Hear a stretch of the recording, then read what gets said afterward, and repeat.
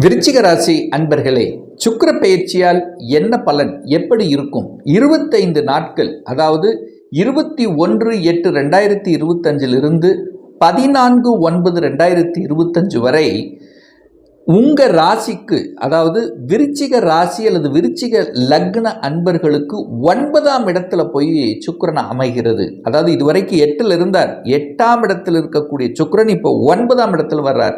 அந்த சுக்கிரன் இந்த விருச்சிக ராசி அன்பர்களுக்கு யார் அப்படின்னா 7க்குரியவன், திருமணஸ்தானத்தின் அதிபதி, அதே சமயத்தில் விரயஸ்தானத்தின் அதிபதி தான் அந்த சுக்கிர பகவான். இப்போ பாக்யஸ்தானத்தில் இருக்கார். அப்போ கடந்த சில மாதங்களாக பார்த்தீங்கன்னா சுக்கிரன் களத்திர காரக கிரகமான சுக்கிரன் 8ல் போய் மறைஞ்சார். அப்போ 7க்குரியவன் 8ல் போகும்போது என்னன்னா திருமணம் நடக்கலை, திருமணம் சார்ந்த விஷயங்கள்ல சில குழப்பங்கள் இருந்தது, ஒரு தெளிவான முடிவு எடுக்க முடியாத தன்மை, ஏதாவது ஒரு ரூபத்தில் ஒரு தொந்தரவு, ஒரு பிரச்சனை இருந்து கொண்டிருக்கக்கூடிய இந்த விருச்சிகத்துக்கு இந்த சுக்கிர பெயர்ச்சிக்கு அப்புறம் பார்த்தீங்கன்னா அத்தனையும் தலைகீழாக மாறப்போகிறது. 7க்குரியவன் 9ல் போறார். அப்போ திருமண பாக்கியம் உங்களுக்கு கிடைக்கக்கூடிய அற்புதமான நிகழ்வு இந்த காலகட்டம் உங்களுக்கு அமைய பெறுகிறது. டக்குன்னு நடக்கும். திருமண பேச்சுக்கள் முடியும், திடீர்னு வரன் ஃபிக்ஸ் ஆயிரும், திருமணம் நிச்சயிக்கப்பட்டுரும், எல்லா விஷயத்திலும் அதாவது டக்குன்னு முடிஞ்சிடும்னு வச்சுக்கோங்களேன். அப்போ திருமண ஏற்பாடுகள் அற்புதமாக நடக்கக்கூடிய, சுப காரியங்கள் நடக்கக்கூடிய, உங்களுக்கோ அல்லது உங்கள் குடும்ப உறுப்பினருக்கோ நடக்கக்கூடிய ஒரு அற்புத சுக்கிர பெயர்ச்சியாக இந்த விருச்சிகத்துக்கு நிச்சயமாக அமையும்.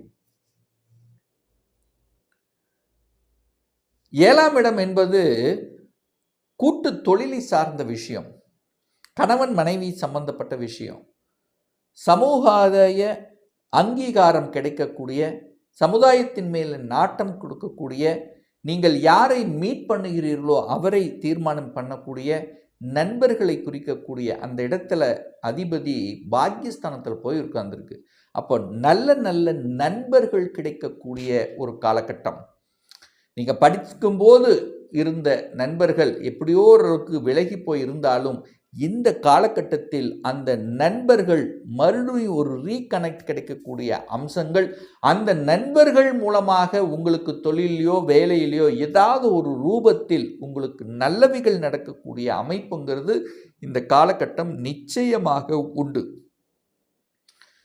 ஒரு சில இந்த விருச்சிக ராசி என்பவர்களுக்கு பார்த்தீங்கன்னா கூட்டு தொழில் செய்யணும், அதாவது தொழில் ஏதாவது ஒன்று செய்யணும், அதாவது கணவன் மனைவி சேர்ந்தாவது எப்படியாவது ஒரு தொழில், இதுவரைக்கும் நம்ம வேலை பார்த்தது போதும், இனி ஒரு தொழில் நம்ம செய்யலாம், சொந்தமாக செய்யலாம் என்கின்ற எண்ணங்களை உருவாக்கக்கூடிய ஒரு காலகட்டம். அதுக்கான ஒரு முயற்சி எடுப்பீங்க, அதுக்கான ஒரு ஸ்ட்ராட்டஜி பிளானை வகுக்கக்கூடிய ஒரு காலகட்டமாக இந்த சுக்கிர பெயர்ச்சியானது விருச்சிகத்துக்கு அமையும். கூட்டு தொழிலில் ஏற்கனவே கூட்டு தொழிலில் இருந்தவர்களுக்கு இருந்து வந்த சங்கடங்கள் விலகக்கூடிய ஒரு காலகட்டம். ஏற்கனவே திருமணமாகி டிவோர்ஸ் ஆனவர்கள் 2ஆம் திருமணம் செய்து கொள்ளலாம் என்கின்ற எண்ண உணர்வை கொடுக்கக்கூடிய ஒரு காலகட்டம். கலைத்துறையில் இருக்கக்கூடிய இந்த விருச்சிக ராசி என்பவர்களுக்கு கலைத்துறையில் புதிய ஒப்பந்தங்கள் கிடைக்கக்கூடிய காலகட்டம். ஏன்னா 9ஆம் இடத்தில் இருக்கக்கூடிய சுக்கிரன் 3ஆம் இடத்தை பார்க்கிறார், ஒப்பந்தங்கள் கிடைக்கும். புதுசாக கலைத்துறையில் என்ட்ரி ஆகக்கூடிய வாய்ப்புகள் உங்களுக்கு தேடி வரக்கூடிய தன்மையும் இந்த காலகட்டம் உண்டு. அது குறிப்பாக இசை சம்பந்தப்பட்ட, மியூசிக் சம்பந்தப்பட்ட, எழுத்து, கதை, கட்டுரை எழுத்து சம்பந்தப்பட்ட விஷயத்தில் இருக்கின்றவர்களுக்கும் ஆர்வங்கள் அதிகமாக இருக்கும். ஸோ பொதுவாக கலைத்துறையில் ஒரு நல்ல வாய்ப்புகளை தேடி தரக்கூடிய ஒரு அற்புதமான ஒரு சுக்கிர பெயர்ச்சியாக அமையும். அதே சுக்கிரன் தான் 12க்குரியவன். குரு பகவான் 8ஆம் இடத்திலிருந்து 12ஆம் இடத்தை பார்க்கிறதும் ஒரு நல்ல நிகழ்வு.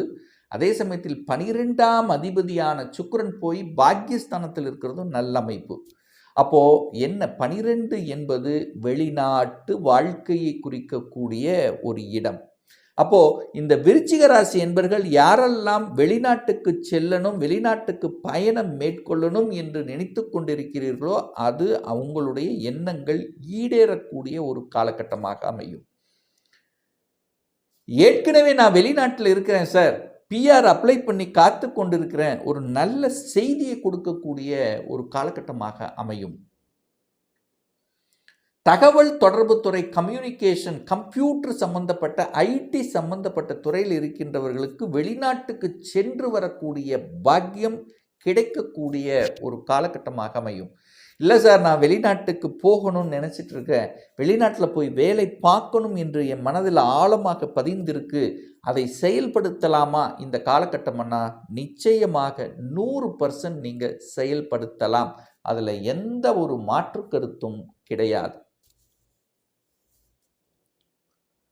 இந்த சுக்கிர பகவான் பார்த்தீங்கன்னா 3 நட்சத்திரங்கள் வாயிலாக இந்த 25 நாட்கள் பயணம் மேற்கொள்கிறார். முதல்ல இந்த 21/8/2025 23/8/2025 வரை குருவின் நட்சத்திரத்தில் பிரயாணம் பண்ணுறார். அந்த குருங்கிறது உங்கள் ஜாதகப்படி 2க்கும் 5க்குரியவன். தனம், எதிர்பாராத தனவரவை கொடுக்கக்கூடிய ஒரு காலகட்டம். மறைந்துள்ள பணம் வரும், கொடுத்த பணம் ரிட்டர்ன் ஆவதற்கான வாய்ப்புகள், பணம் சார்ந்த சிந்தனைகள் உங்களுக்கு நிச்சயமாக உண்டு. குழந்தைகளை பற்றிய சிந்தனை ஓட்டங்கள் அந்த காலகட்டம் நிச்சயமாக உருவாக்கி இருக்கும். ஒன்று குழந்தை பாக்கியத்துக்காக இருக்கலாம், அல்லது குழந்தைகளுடைய படிப்புக்காக இருக்கலாம், அல்லது குழந்தைகளினுடைய ஆசைகளை நிறைவேற்றிக் கொள்ளக்கூடிய ஒரு காலகட்டமாக இது நிச்சயமாக அமையும். அதில் எந்த மாற்று கருத்தும் இல்லை. அடுத்தது பார்த்தீங்கன்னா சுக்கிர பகவான் பூசம் நட்சத்திரத்தில் பிரயாணம் பண்ணுறார். அது எப்போ அப்படின்னா 24/8/2025 3/9/2025 வரை பார்த்தீங்கன்னா சனியினுடைய நட்சத்திரமான பூசத்தில் பிரயாணம் பண்ணும்போது அந்த சனி பகவான் அப்படிங்கிறது உங்கள் ஜாதகப்படி யாரு அப்படின்னா 3க்கும் 4க்குரியவன். உங்களுடைய முயற்சியை குறிக்கக்கூடியவன் சனி பகவான், சுகத்தை கொடுக்கக்கூடியவனும் அதே சனி பகவான். ஸோ அந்த நட்சத்திர சாரத்தில் பிரயாணம் பண்ணும்போது நிச்சயமாக உங்களுக்கு ட்ராவலை கொடுக்கும். 3ஆம் இடம் என்பது ட்ராவல், அதாவது தூரதேச பிரயாணங்கள் போகலாம், அல்லது டிஸ்ட்ரிக்ட் டு அதர் டிஸ்ட்ரிக்ட் போகலாம், மாற்றத்தை கொடுக்கக்கூடிய ஒரு காலகட்டம். 3ஆம் இடம் என்பது மாற்றம், ஒரு வேலை மாற்றம், உத்தியோக மாற்றம், ஊர் மாற்றம், இடமாற்றம், இது எல்லாத்துக்கும் உங்களுக்கு சாதகமான ஒரு தன்மை. வியாபாரத்தில் என்ட்ரி ஆவதற்கான காலகட்டமாகவும் இது அமையும். நிறைய பேர் பார்த்தீங்கன்னா ஒரு வியாபாரம் செய்யணும், தன்னுடைய புத்தியை அறிவை வச்சு செய்யணும். ஸோ இப்படியெல்லாம் சிந்தனைகளை கொடுக்கக்கூடிய ஒரு காலகட்டம். ஒப்பந்தங்களை கொடுக்கக்கூடிய காலகட்டம். எந்த ஒப்பந்தத்துக்காக நீங்கள் ஆசைப்பட்டு கொண்டிருக்கிறீர்களோ அந்த ஒப்பந்தம் நிறைவேறக்கூடிய ஒரு காலகட்டமாக அமையும். எந்த ஒப்பந்தம்? இந்த ரியல் எஸ்டேட்டில் ஒப்பந்தம் வரலாம், அல்லது ஒரு வீடு, வண்டி, வாகனங்கள் வாங்குவதற்கான ஒப்பந்தங்கள் நிச்சயமாக உண்டு. ஏன்னா 4ஆம் அதிபதியும் சனி. ஸோ இந்த காலகட்டத்தில் தான் நீங்கள் வீடு வாங்கக்கூடிய எண்ணங்கள் உங்கள் மனசில், ஆள் மனசில் அதிகமாக பதியும். இதுவரைக்கும் வாடகை கொடுத்த பணத்தில் வச்சு நம்ம ஒரு வீட்டை வாங்கியிருக்கலாமே, இன்னும் நம்ம வாடகையிலேயே இருக்கிறோமே, ஏன் நம்ம சொந்த வீடு வாங்கக்கூடாது, அல்லது ஒரு சொந்த இடத்தையாவது வாங்கி போடக்கூடாது என்கின்ற எண்ணங்கள் உங்கள் குடும்பத்தில் உங்கள் உறுப்பினரோடு டிஸ்கஸ் கண்டிப்பாக நடக்கும். அதுக்கான காலகட்டம். அல்லது ஏற்கனவே தேடிட்டு இருக்கிறேன், ஒரு இடத்தை தேடிட்டு இருக்கிறேன், கிடைக்க மாட்டேங்குது, இந்த லொக்கேஷன் வாங்கலாமா, அங்கே வாங்கலாமா, எங்கே செட்டில் ஆக போகிறோம் என்று அதை டிசிஷன் எடுக்க முடியாத நிலையில் இருக்கக்கூடியவர்கள் எல்லாம் இந்த காலகட்டத்தில் நிச்சயமாக நீங்கள் டிசிஷன் எடுப்பீங்க. இந்த இடத்துல தான் வாங்க போகிறோம், இதைத்தான் வாங்க போகிறோம், கட்டின வீட்டு தான் வாங்க போகிறோம், இல்லை அப்பார்ட்மெண்ட் வாங்க போகிறோம், இல்லை சொந்தமாக கட்ட போகிறோம் அப்படிங்கிற உறுதியான முடிவெடுக்கக்கூடிய ஒரு காலகட்டமாக அமையும். அல்லது குறைஞ்சபட்சம் வீட்டை ஆல்ட்ரு பண்ணணும் அப்படிங்கிற எண்ணமாவது நிச்சயமாக உங்கள் ஆழ்மனதில் விதைக்கப்படும் இந்த காலகட்டத்தில். அடுத்து பார்த்தீங்கன்னா சுக்கிர பகவான் புதனுடைய நட்சத்திரத்தில் பிரயாணம் பண்ணுறார்.